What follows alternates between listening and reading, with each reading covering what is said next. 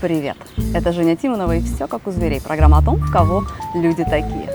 И мы приехали в самый пьющий штат Индии – Гоа, бывшая португальская колония, виноградники, ром, портвейн, для того, чтобы рассказать вам об одной старой и очень странной связи. Если у вас когда-нибудь был секс и если у вас когда-нибудь был алкоголь, вы наверняка замечали, что между ними что-то есть. И это что-то очень странное. С одной стороны, алкоголь вроде как помогает вам с сексом, а с другой стороны, он способен все совершенно испортить. С одной стороны, алкоголь повышает вашу чувственность, а с другой стороны, он превращает вас в бесчувственное бревно. И с одной стороны, алкоголь может утешить вас, если у вас какая-то любовная драма, а с другой стороны, он может превратить ее просто в трагедию, еще более ее усугубить. Ну, не знаю уж, как у людей там, но у животных, по крайней мере, так. Например, если вы накануне на корпоративе приставали к жене начальника, а самому ему грозились набить морду, не думайте, что вы один такой дурак. Нет, вы далеко не один. Например, синантропные макаки, то есть те, которые живут при человеке и постоянно имеют доступ к выпивке, ведут себя совершенно точно так же. Напившиеся низкоранговые макаки становятся настолько агрессивны и нахальны, что вот просто таки теснят высокоранговых самцов и действительно производят впечатление на самок. Нет, ну конечно же, когда он потом протрезвеет, его ранг опять опустится. Но пока макаки пьяные, все бабы его. И ведь что характерно, товарища Новосельцева дают именно низкоранговые самцы. А у высокоранговых опьянение не настолько сильно меняет их поведение. Как так получается? На самом деле, и вы сейчас страшно удивитесь, алкоголь – это чистый депрессант. И он подавляет всякую нашу психическую активность. Но фишка в том, что в первую очередь он подавляет наши тормоза. То есть отключает нашу тормозящую психическую деятельность. И поэтому все, что мы в себе подавляли, оно мутным пенистым потоком из нас вырывается. Ну и, соответственно, конечно же, у низкоранговых самцов у них было гораздо больше подавляемого содержимого, и поэтому их опьянение выглядит значительно более феерично. Да, потом, конечно же, алкоголь отключит у вас и все остальное, но будет уже поздно, вы уже кривыми буквами вписаны в историю вашей компании. Дальше. Если вы, пытаясь кого-нибудь соблазнить, несли заплетающимся языком какую-то полную ахинею, а потом даже не могли объяснить таксисту, куда вас такого везти, наверное, вам будет приятно узнать, что у певчих птиц точно такие же проблемы. Вот, например, канарейки. Главное орудие в любовных битвах у самца канарейки – это его песня. Когда она качественная, чистая и красивая, самки совершенно теряют волю и тут же принимают позу готовности. Но стоит самцу напиться, наесться каких-нибудь забродивших от жары ягод, как у него натурально начинает заплетаться язык. Песня его становится тихой, невнятной, ее элементы путаются между собой и, конечно же, никакого впечатления на самок не производят. И не исключено, что именно этот факт натолкнул генетиков на совершенно замечательное открытие, что, оказывается, и человеческой речью, и птичьим пением управляют идентичные группы генов. Дальше.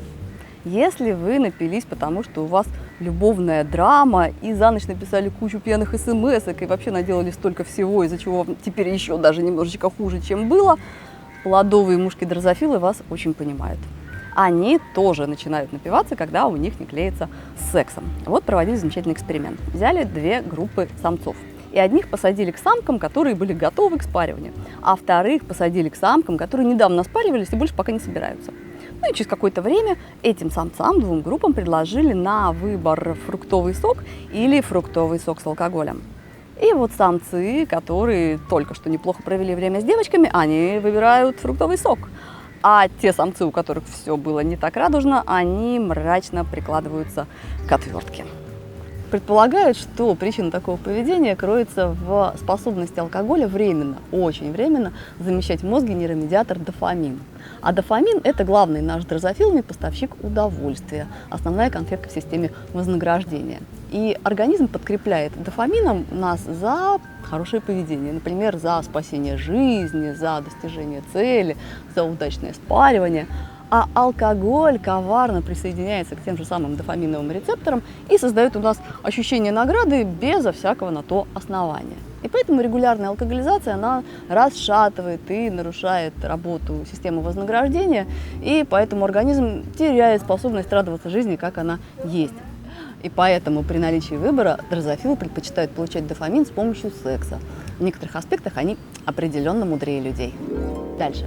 Если вы, добропорядочный семьянин, хватили лишнего и вдруг начали ухлёстывать за какими-то незнакомыми барышнями, стыдитесь, конечно, но не сильно удивляйтесь.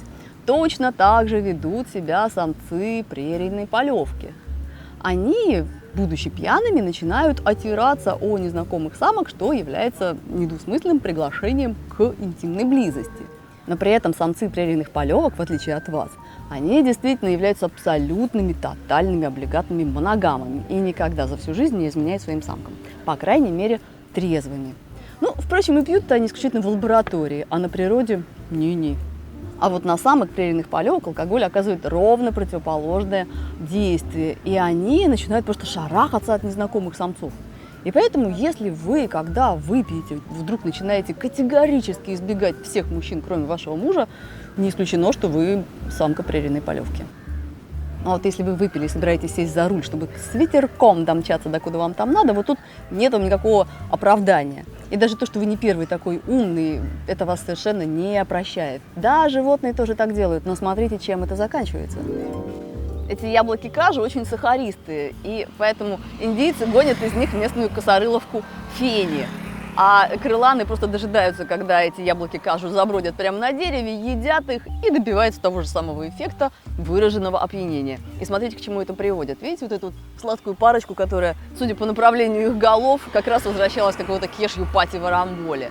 Ну, поскольку крыланы даже в трезвом виде не очень хорошо ориентируются в темноте, потому что у них нет, как у настоящих летучих мышей, ультразвуковой эхолокации. А уж пьяные-то крыланы – это вообще просто прямые кандидаты вот к такому вот финалу. И теперь эта парочка висит здесь как памятник романтическому двойному самоубийству и напоминание: нажрались кешью за штурвал ни-ни. Так что помните, алкоголь вовсе не то, чем он кажется. Это не стимулятор и не афродизиак, это депрессант и тормозная жидкость. Нет, ну конечно же, при желании можно получить удовольствие от тормозной жидкости. Но просто помните, даже дрозофилы знают, что есть способ лучше. С вами было все как у зверей. Пока!